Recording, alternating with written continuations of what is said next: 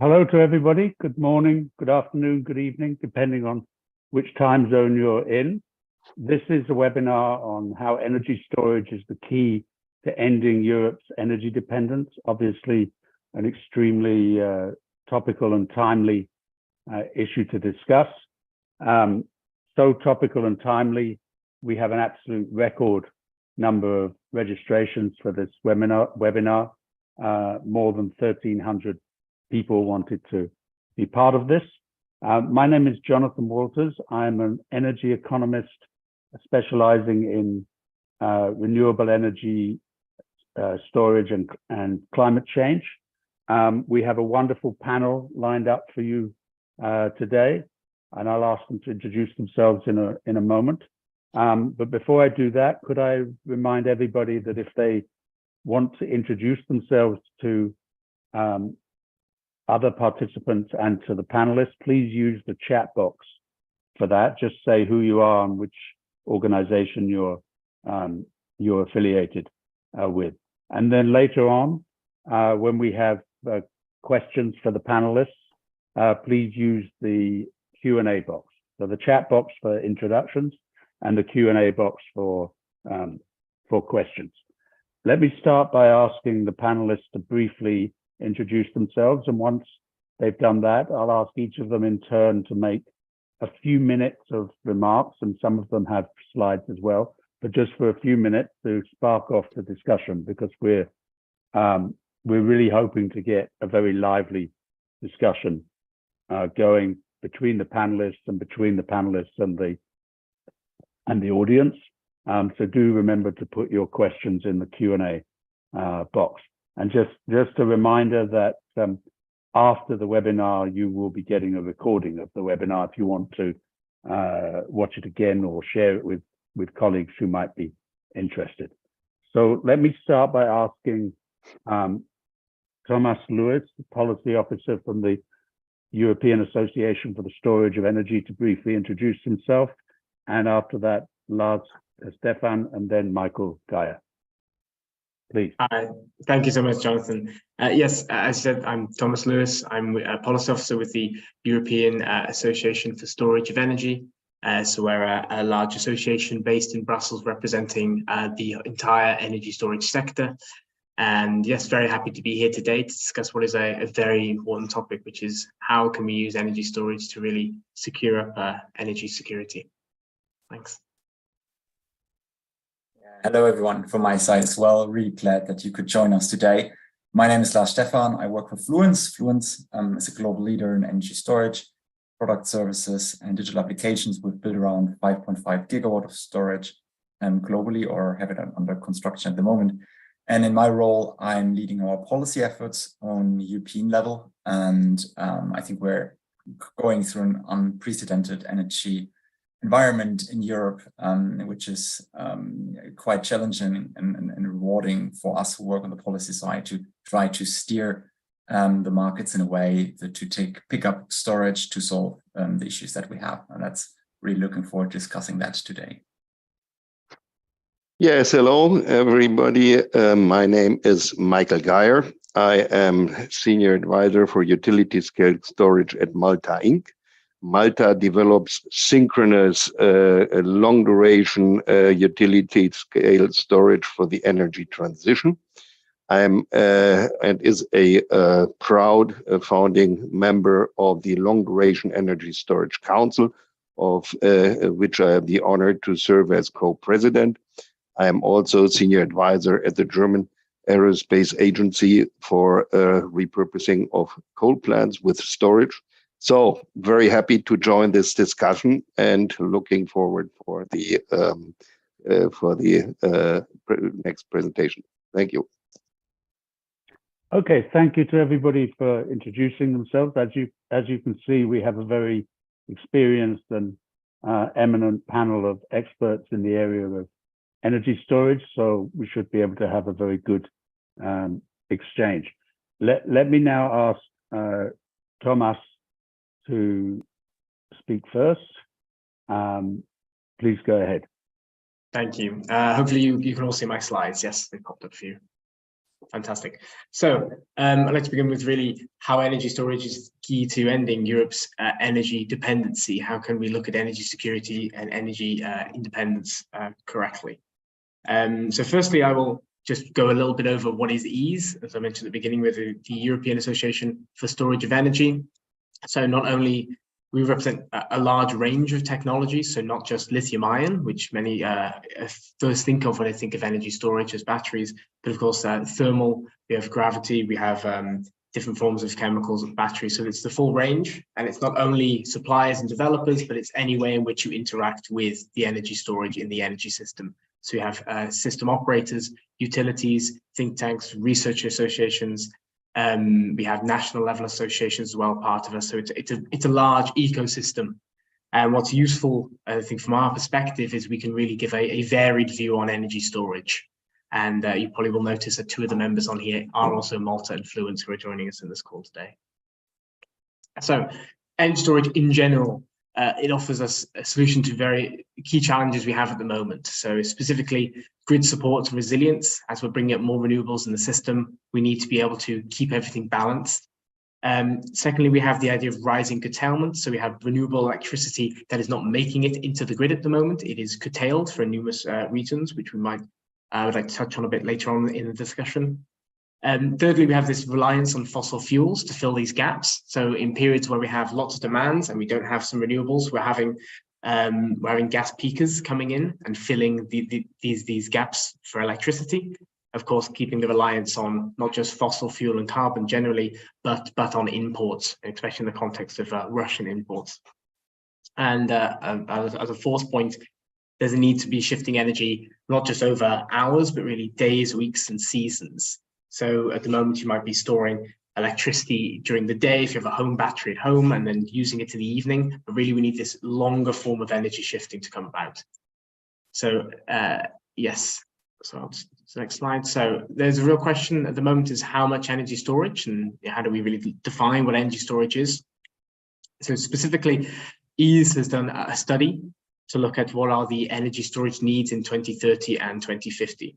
For the EU. So the idea here is to look at what the EU goals are, looking at 45% renewables, looking at their previous studies that they've done for lower levels of renewables and trying to bring them to modernize them and see what the flexibility needs are, and then to see where they're getting their flexibility from. Are they sourcing it from energy storage, demand side flexibility, or gas peakers, or ramping up and down renewables with curtailment, and trying to find an optimized level so we're not just relying on lots of gas turbines to make sure we're actually hitting the 55% emissions reduction.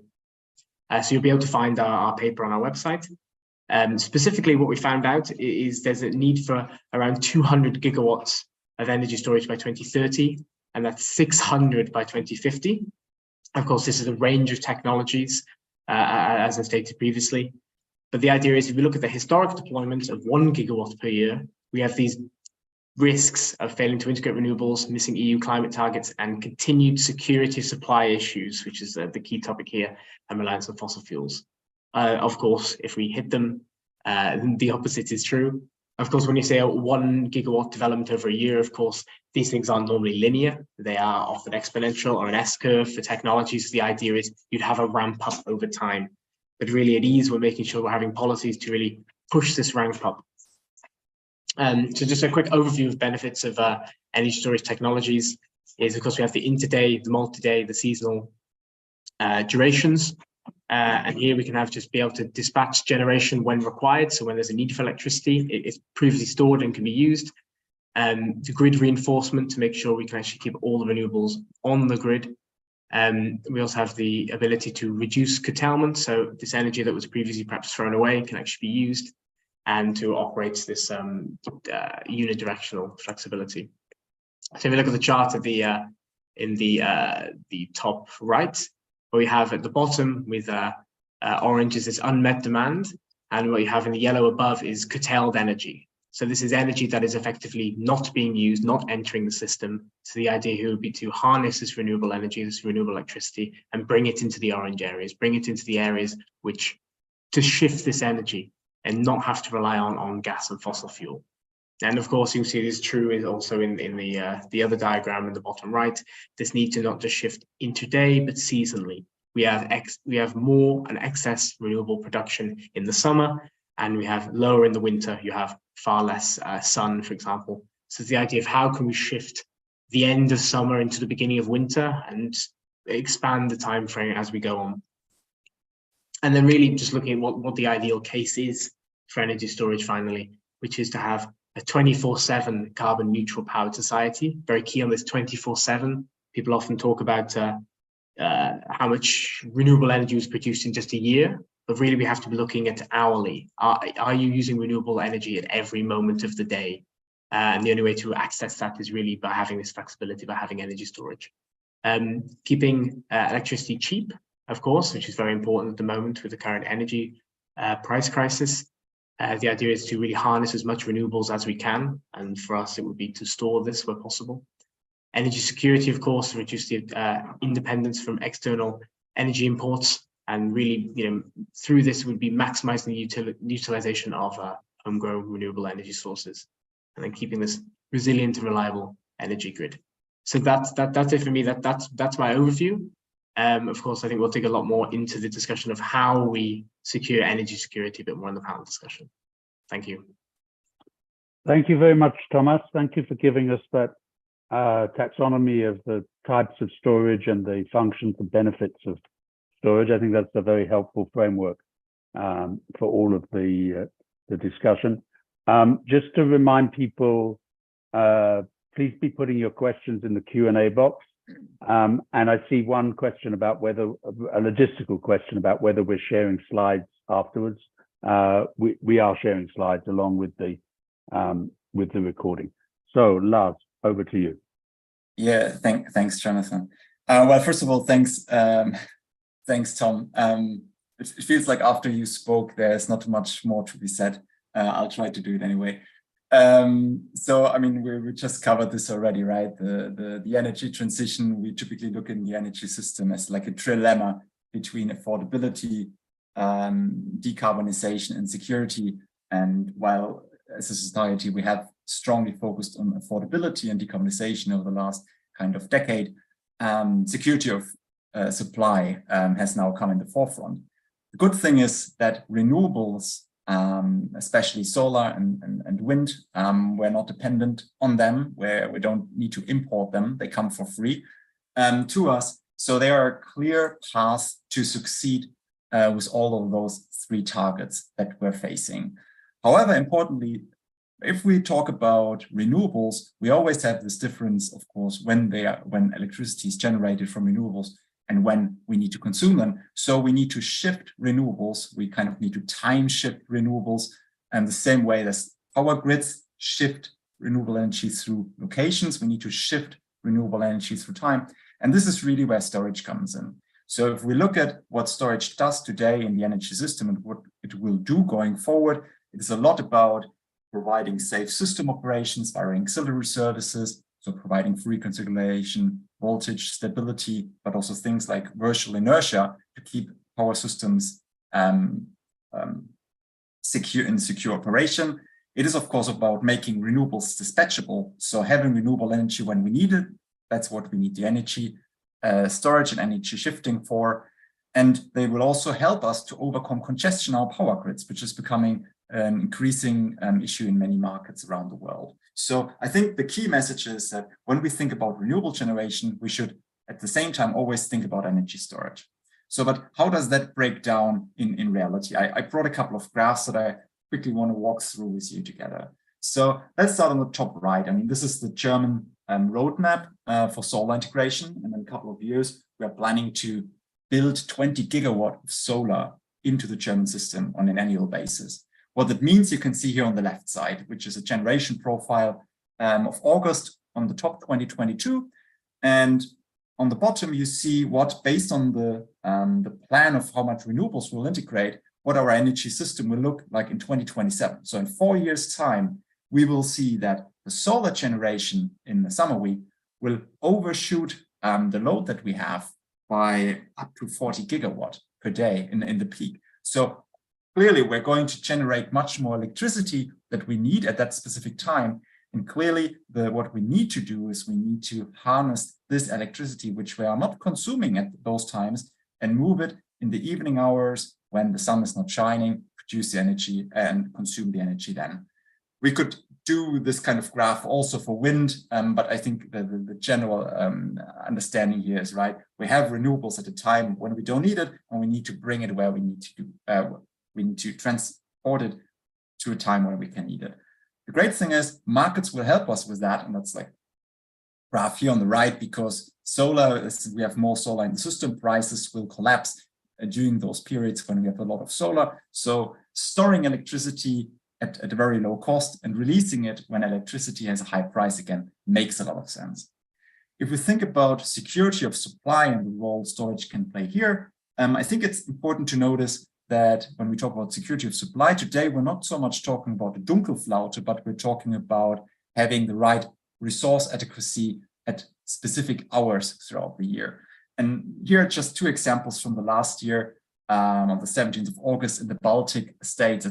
Yeah, can't necessarily see it really well here, but we had an event where the supply side was lower than the demand side, and we had a market clearing at the top of 4,000 euros per megawatt hour.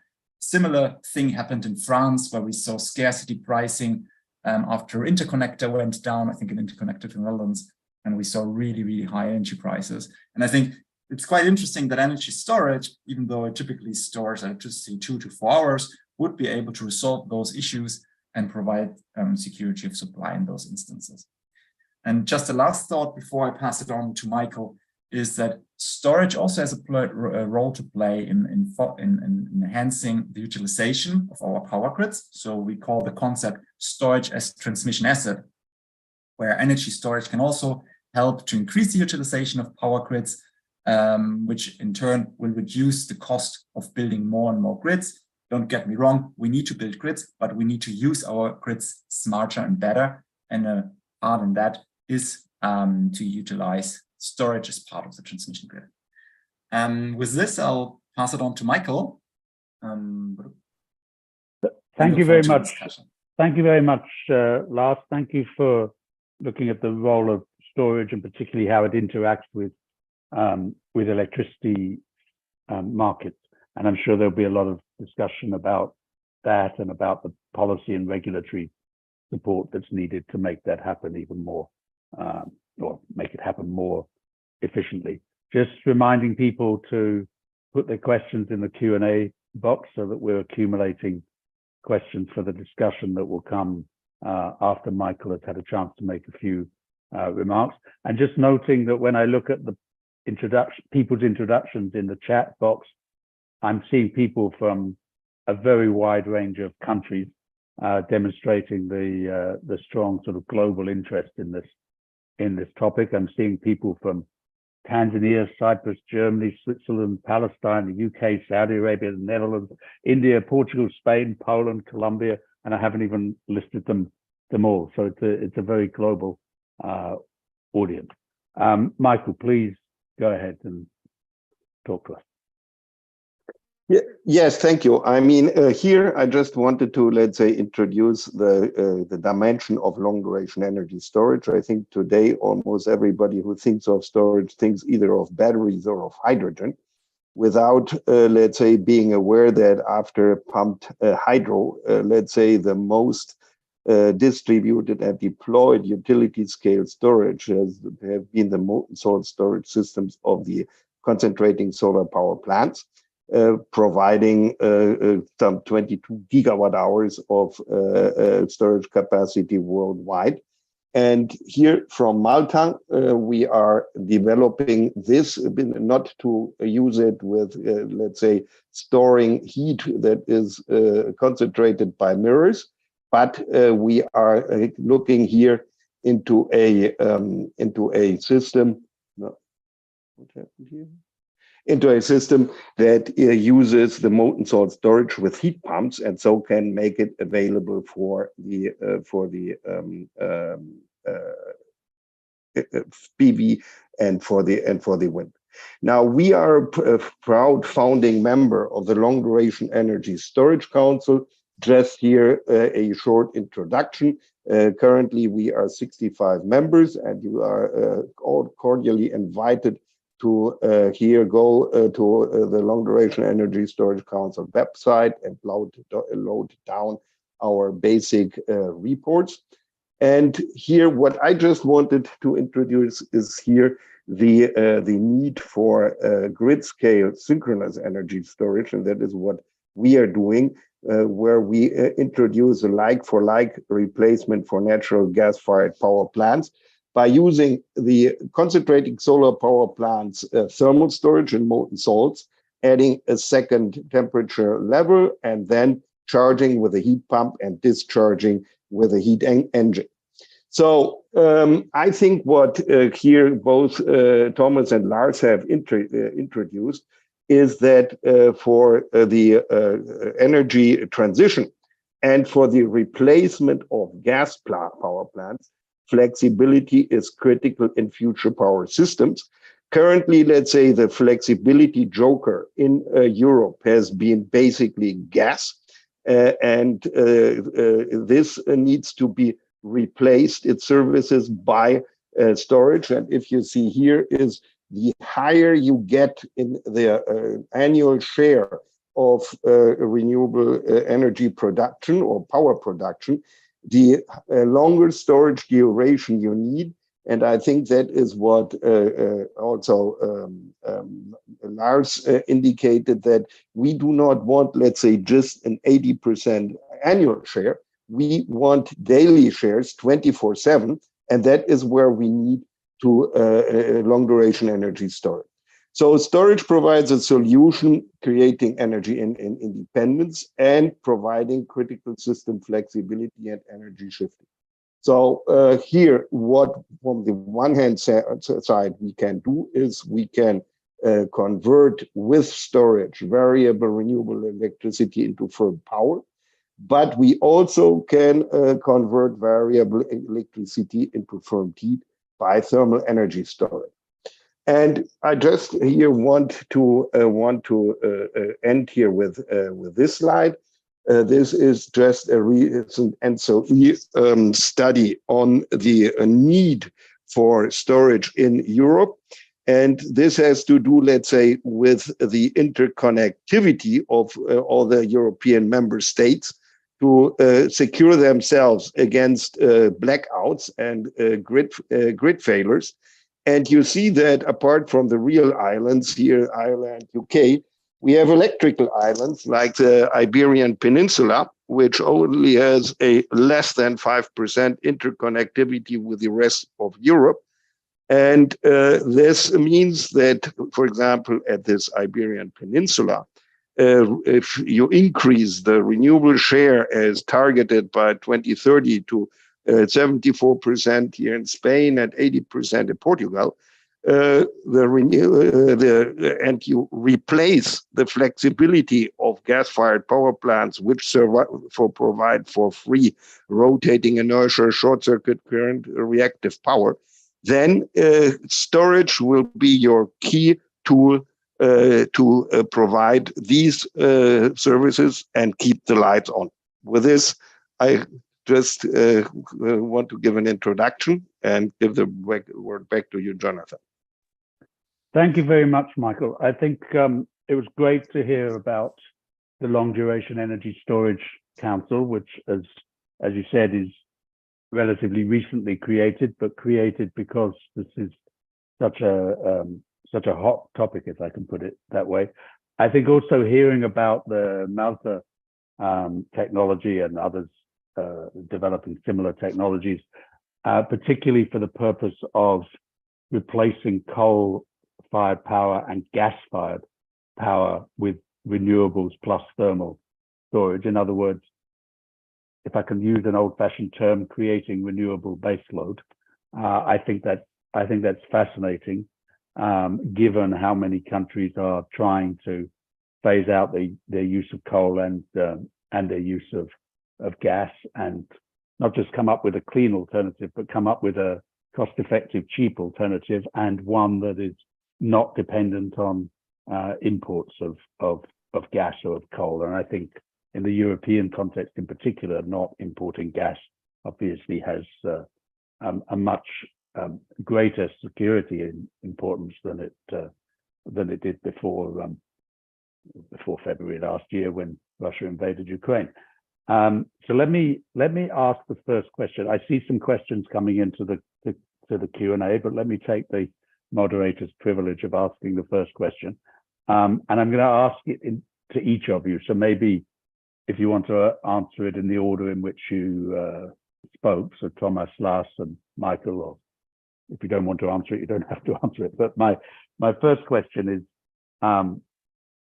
what do you think is the potential? To what extent and over what time frame do you think that variable renewables plus storage, whichever type of storage technology you want to talk about, renewables plus storage can replace natural gas in Europe? Over what time frame? And then I'm going to ask a more provocative question that goes with that. If you think about European policymakers focusing on storage and its potential to help replace natural gas, how well do you think European policymakers understand the situation and are coming up with appropriate policies for the situation? If I can make that second provocative question fairly simplistic and say, how many points out of 10 would you give those policymakers for their understanding and the appropriateness of their response? So do you think renewables plus storage can progressively replace gas in Europe, and what do policymakers need to do about it? So maybe Thomas, if you want to respond to that first, and then Lars, and then Michael. Thank you. I mean, it would be a bit surprising if I was on this panel and I said, no, I don't think storage and renewables is going to replace gas. I think it's a hard one to say the time span, because it really matters, as you say, what are EU policymakers doing? How do they think they can react? One thing I can maybe break it down to is how I could see the short and medium and long term, how a rollout of storage could look. So for me, maybe short term could be more of this focus on getting behind the meter storage out, self-consumption, getting things into homes, because this is something you can do a bit quickly. Manufacturing obviously takes time, but you can have consumers going out and buying these batteries. The question is, how do you incentivize that? How do you make sure self-consumption into energy trading amongst neighbors, this sort of thing? How can this be rolled out? So that's the really short term, which you could start saving the amount of gas that a home is using. You could start then, switching your gas boiler to a heat pump, and that's running off electricity. Then you could electrify things.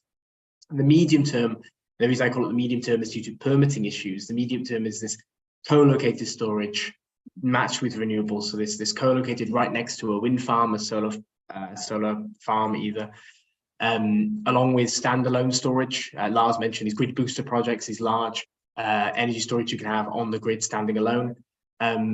The issue, I say, this seems to sound to be a bit medium term, just because of the permitting issues, how long it takes. It can take up to 7 years and longer to get these things in the ground, far quicker to build them.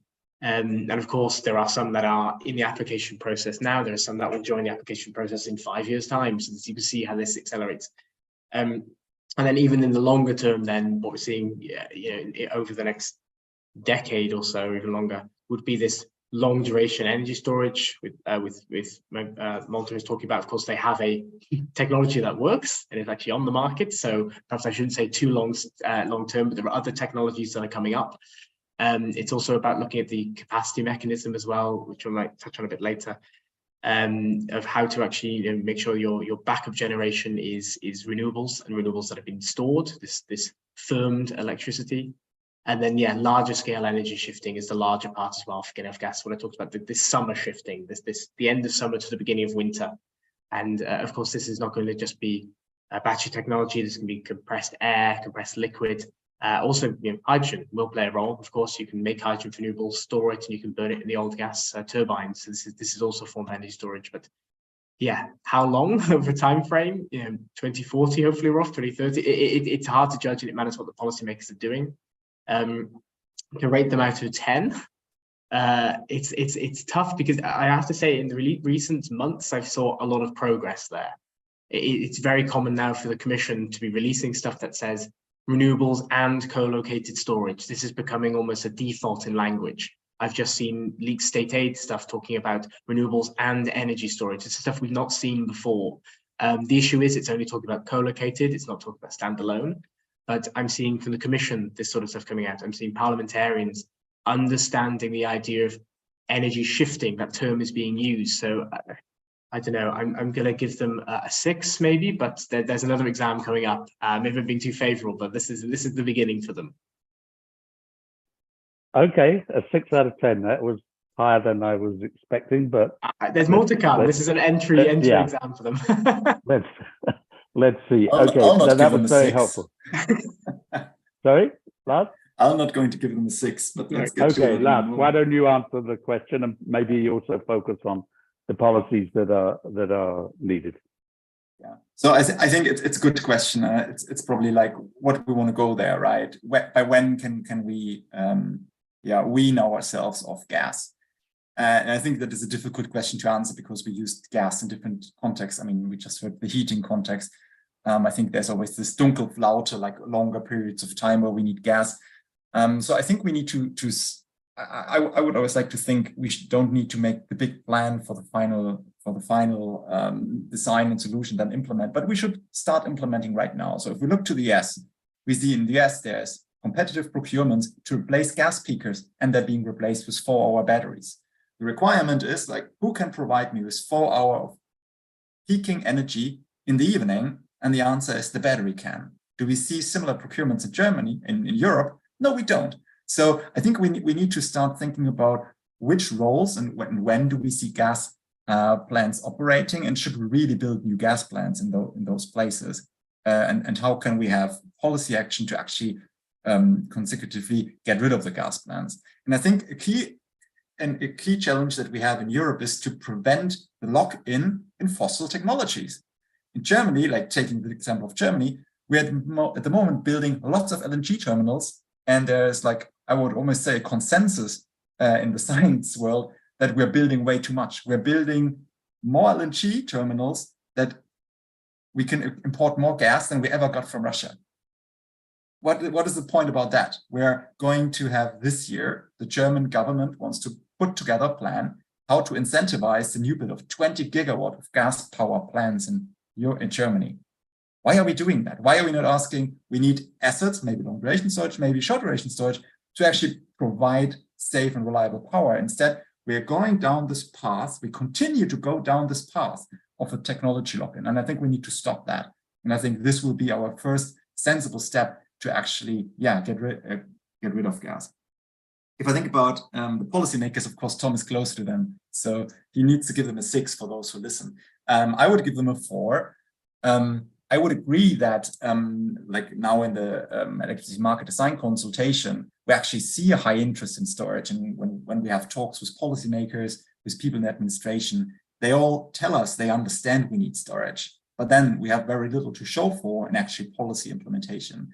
And I think one key element that I'm really missing in Europe, in the US, it's clear, renewables, there's a renewable ITC, there's a storage ITC. Renewables get state funding, storage and stationary storage get state funding. The same we see in the UK, the same we see in Australia.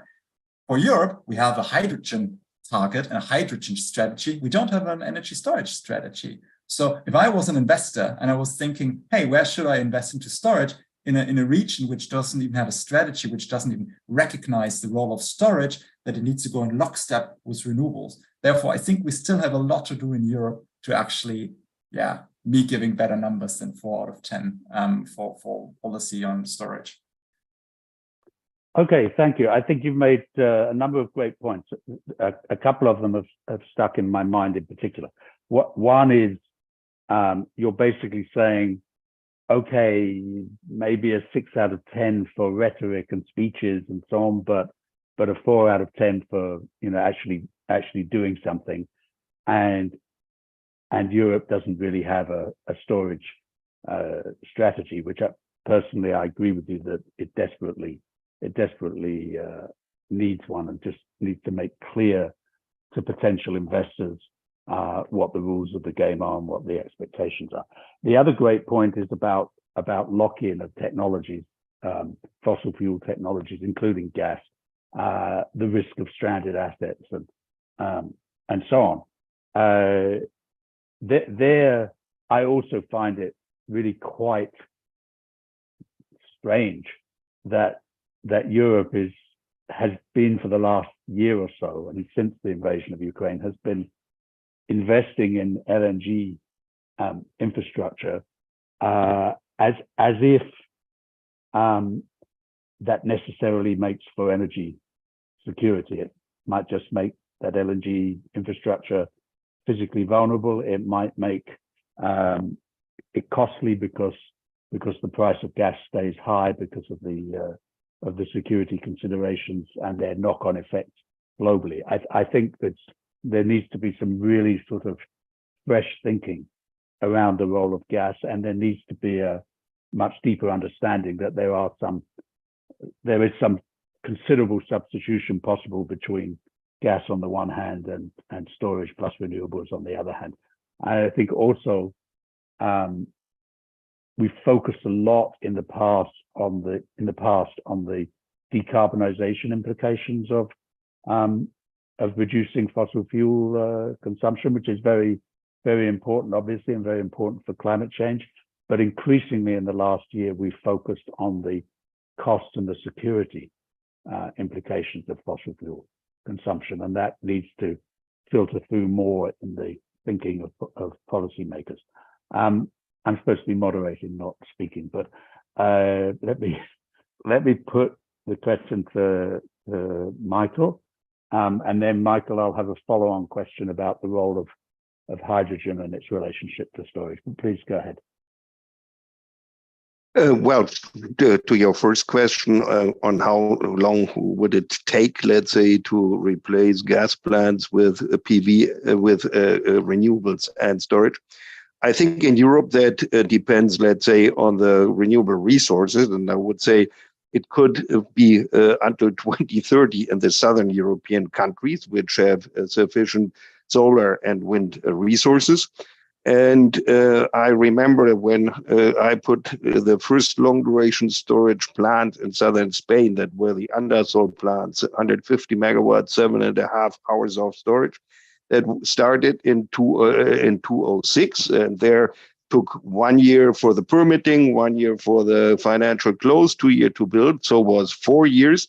And that was in a time where there was not so much pain for the climate change, where gas was, let's say, damn cheap, and where, let's say, the cost of 270 euro per megawatt hour for this kind of electricity was very high. I think the good news today is that renewables have fallen drastically, and I think they have reached, at least here in Portugal, Spain, but other places in auctions before the Ukrainian war, below 20 euro the megawatt hour. So if you add to this some storage costs, even if you have, let's say, 100 euro, then you can do dispatchable renewable storage between 60 or 70 or 80 euro the megawatt hour. That has been expensive, let's say, 10 years ago. But today, where you paid for gas-fired power, you paid some 300, 400 euro the megawatt hour. I think this is competitive. So I think technology-wise and price-wise, at least in Southern European member states, by 2030, I think we could replace all gas plants.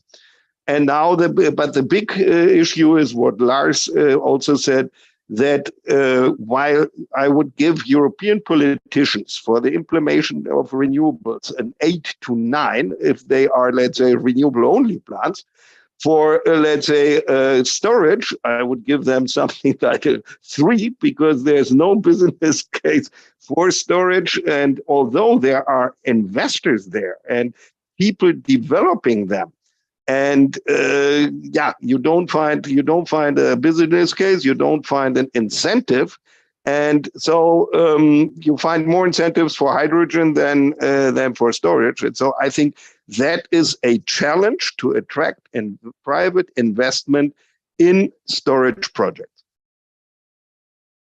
Okay, so a 3 out of 10. I have a certain sympathy for that, for the reasons that you say, and that you're all saying, in effect. I mean, the European Union has a beautiful hydrogen strategy. I mean, the implementing part is another question, but That's a 10. it has a beautiful strategy. It's one of the best written European Union documents I've ever seen, but it doesn't have either on paper or in practice, it doesn't have a storage strategy. It doesn't have a strategy for structuring markets so that storage is incentivized. And that seems to me to be this kind of challenge of this year to remedy that situation. Michael, let's ask you about hydrogen. What do you see as the role of storage in a future hydrogen-based power system? What would you like to?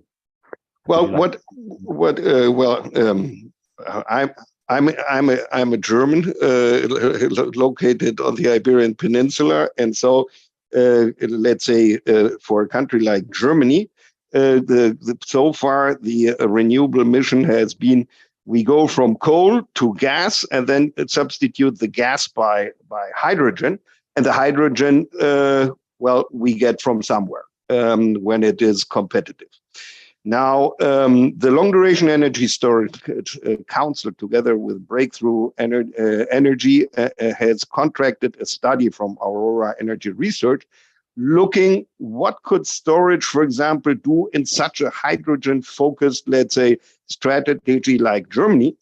And they found that if you take, let's say, the current German scenarios for a energy transition by, I think now 2045, which heavily builds on hydrogen, and you introduce there 15 gigawatts of long-duration energy storage, then you could save a lot of hydrogen peakers, and you could save by 2040 some 40 billion of euro for the total power system, including the investments, etc. And that counted, let's say, for an assumed hydrogen cost of some €1 per kilowatt. So what I think is we will need hydrogen, let's say, for the seasonal storage. I think we will need hydrogen for the mobility and probably for industrial processes. But for electricity generation, I think we should consider that even, let's say, in Central European countries, it will be possible to use the wind and the solar to store it in daily storage and then reconvert it. And that will have, let's say, higher efficiency, lower cost than first generating the hydrogen and then using the hydrogen in what is now foreseen, basically, let's say, reconverted gas turbines. So there, I think we will need the hydrogen for the seasonal and for the Dunkelflaute backups, so that, let's say, we have a Dunkelflaute, we would have some kind of backup system that would be by hydrogen. But I think storage needs to be given a, let's say, not a higher, it needs to be given a role in this strategy and not only focus on hydrogen. Okay, thank you, Michael. I see Lars has his hand up. Lars, you wanted to say something? I mean, just my 5 cents on hydrogen. I mean, hydrogen is the continuation of the business model of the oil and gas industry, full stop. Now you can ask Thomas, how many lobbyists are there in Brussels of BP, Shell, Exxon, and you name it? And how many lobbyists are there for the energy storage world? And I think you'll get a very clear picture. I think there are reasons why we have such a strong focus on hydrogen, which I think is also a very easy narrative to tell. But I think it's not yet clear if hydrogen will play this role 10 years down the line that many people give it today. And there's a lot of money being put into hydrogen, which I would argue we could better use in fostering energy transition right now and thinking about electricity storage technology as well. So yeah, I think that's probably just general ranting from energy storage people, but I think we really need to think about electrification of everything, or should everything be done with hydrogen? And I think the future will tell, but my bet would be not on hydrogen. Okay, interesting. You've actually partly answered the next question that was in my mind, which is a follow-on question to all 3 of you. And I'll ask Thomas first. We're all saying that Europe needs a storage strategy and doesn't have one. Can each of you, let's say, give me the top 3 reasons in your mind why Europe doesn't have a storage strategy, whether they're reasons about political economy, or they're reasons about technical capacity of policymakers, or reasons about whether industry is making a strong and coherent case for it, or what are your top 3 reasons why Europe doesn't have a storage strategy, so that we can think about how to address those constraints so that Europe can develop a storage strategy. Thomas, what are your top 3 reasons? Yeah, well, I think it's somewhat comes back to my rating out of 10 before. I mean, I think the question I was answering was their understanding, not how good they're doing. I think my 6 was, I think they got it in their heads. I think there is something there. And I think the argument is almost being won a bit, but it's about convincing. And that's the tough thing. Is really, yeah, I would agree with the 3 and the 4s really. How I see it, it's one, I think there's a fear of targets. Because for me, an energy storage strategy would be something that includes targets. You need direction to bring in investors, for member states to have plans on the local level, on the national level. So this would have to, a strategy would come around the idea of having targets, which could be refined later on, depending on the rollout of renewables. And for me, I think there's a bit of fear of target setting. There's sort of the idea we have to just see what's going to come up. We don't want to set any targets now, because what if a brand new technology suddenly comes out of nowhere? And I think there's also the reason, if you mentioned the hydrogen strategy, is there is the feeling that it could compete somewhat, which is true. I mean, as Lars has pointed out, there are energy storage technologies that exist now, and also ones that will be coming to market, which might be more efficient than certain applications of hydrogen. Not to say that hydrogen won't be used in industry, for example. So I think that's part of it. It's sort of the hydrogen strategy is a bit of it's a cornerstone partially of Commission and EU policy, and I think there's a fear of anything that could challenge that. I also agree, it is a conversation about how many lobbyists you see in the city, but it is a fact of just getting. I think also there's the understanding of energy storage just being an addition to renewables, which is a message that has been pushed for several years, and it's a clear message that people can understand. You want to roll out renewables, you add energy storage. And we've got a lot of gains doing that. As I mentioned, co-location storage is becoming a standard terminology in the last 2 years with REPowerEU and RED, the Renewable Energy Directive. So these are good things, but what we sort of have to say is we're not an afterthought. We're not, you come up with electricity market design is coming out soon. The idea is you just have that come out and then, we'll try and put storage where we can, and another file comes out for heating or buildings or energy efficiency, and it's my job to try and find out where it goes in. But I think we're an afterthought, and it feels like because energy storage is part of a large ecosystem, it's kind of understandable. It fits in so many different places. But if we're always acting like that, it's almost like whack-a-mole, everything coming out and trying to find a way of incorporating storage where we need clear guidance. We need an idea of what is the plan. Investors can look at, understand what the plan is. Member states can make sure they have the workforce to be able to invest in skills for these technologies, to invest in planning, and to give just direction, really. And I think, so that's why we don't have it. It's maybe competitive with hydrogen strategy. It's a question of lobbyists, and it's a question of really getting that clear narrative of targets. You need a common goal, not just a whack-a-mole of lots of different policies. Yeah, no, those are very good points. I would myself say that when Russia invaded Ukraine, storage should have stopped being an afterthought and become a main thought, and probably it will fairly soon. But Lars, do you want to add some words to what you were saying just earlier? Maybe just 2 thoughts. I think one element is complexity. So storage is complex. It's very versatile in what it does, and that's difficult to maybe often to understand. And also then the second point, political communication. It's difficult in political communication. So I want energy transition. We need to build renewables. That's a very simple message, isn't it? And everybody understands that we need renewable energy transition, renewables, right? But then what actually comes with it? How do we get the renewables into the grid? This is then the second step. And when we then face problems, oh, we're not going to get them to the grid, then we turn back to the old answers that we have. Oh, there's a Dunkelflaute, then we need gas peakers because gas peakers have always been there. They will provide the electricity. Instead of saying, hey, maybe we need something else, maybe we need long duration energy storage. And I think on the side of the political communication, I mean, a very clear example is also power grids. I mean, this should actually even be simpler than flexibility need that energy storage provides. We're building gigawatts of new renewable assets, which are placed in different locations than the coal power plants and nuclear power plants of the past. We need new transmission lines.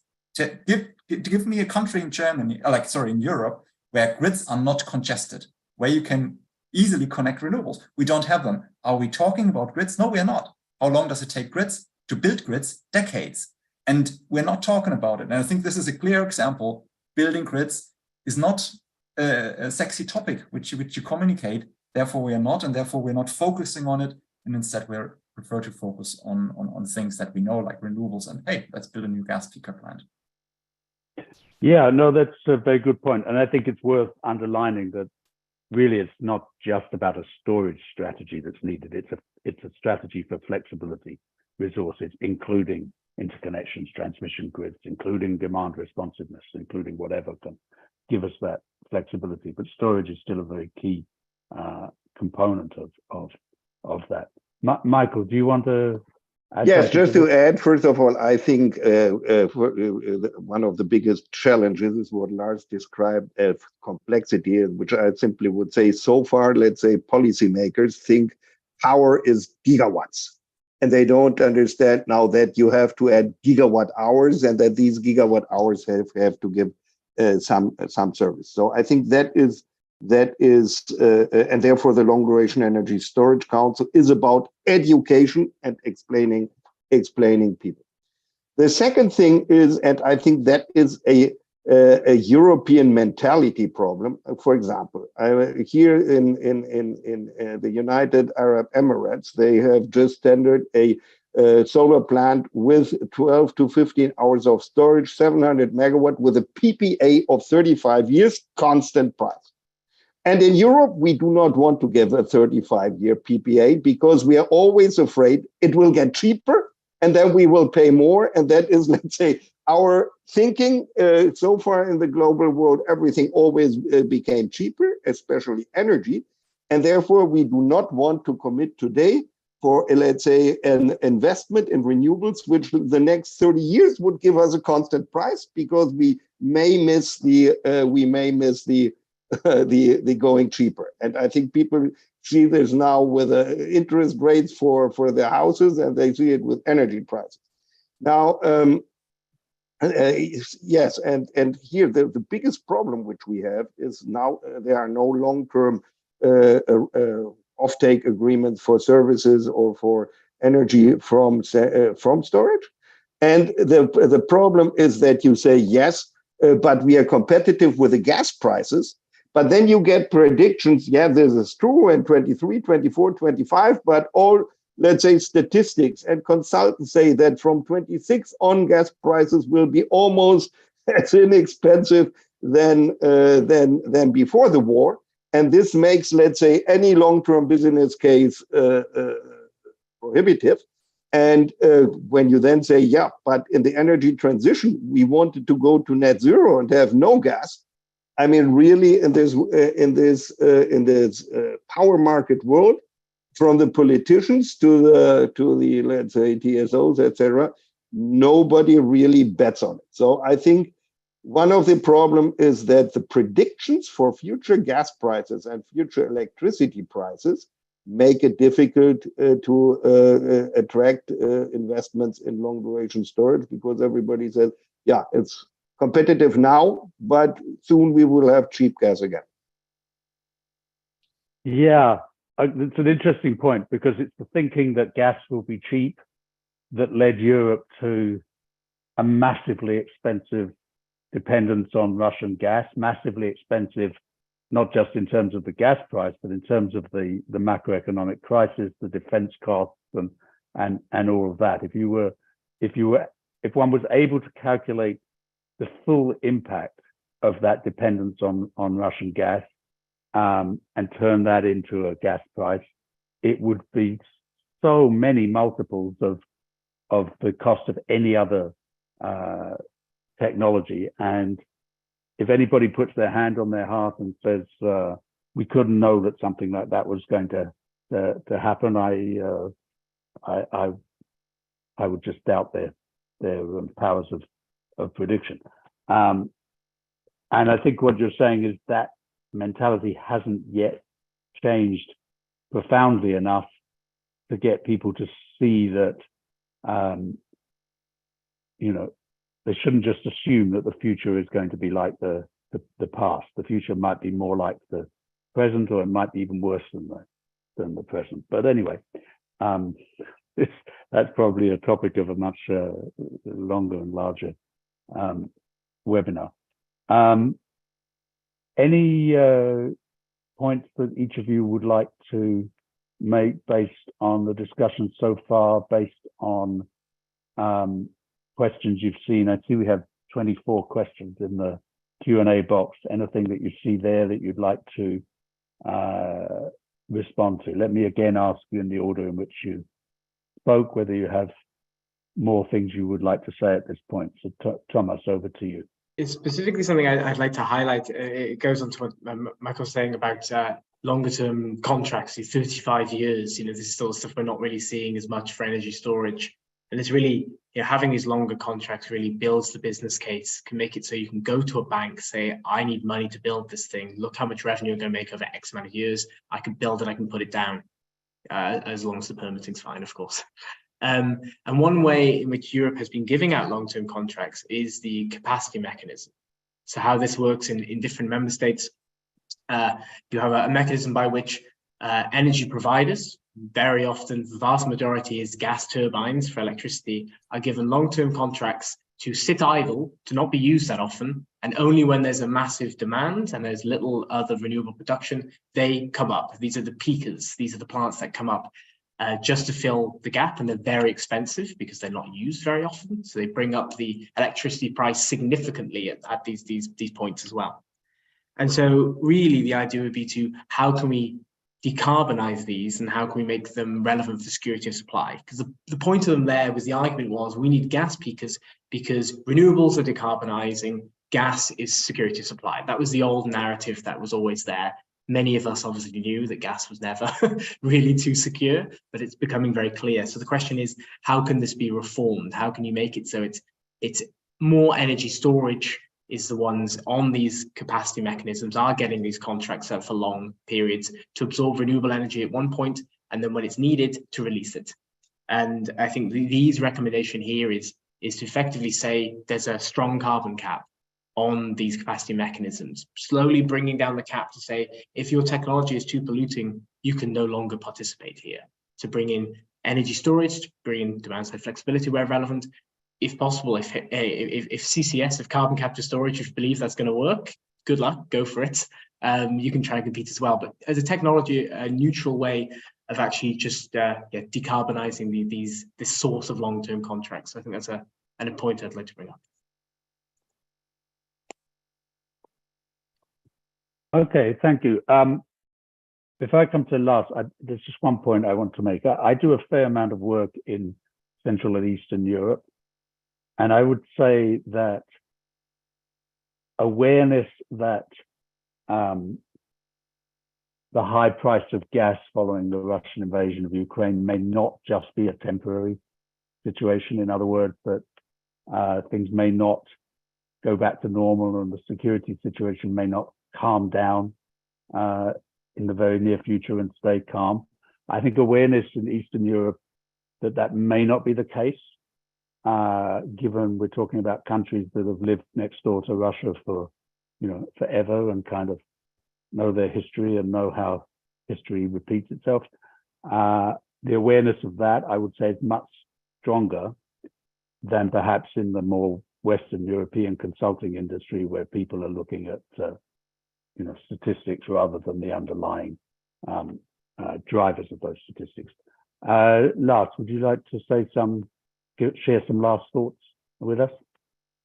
I think, what Thomas said before, and I think there was also some questions around that in the chat about investment. And I think the key challenge that we as Europe stand in front of with everybody, especially the US with the Inflation Reduction Act, is like, how do we channel investment to Europe?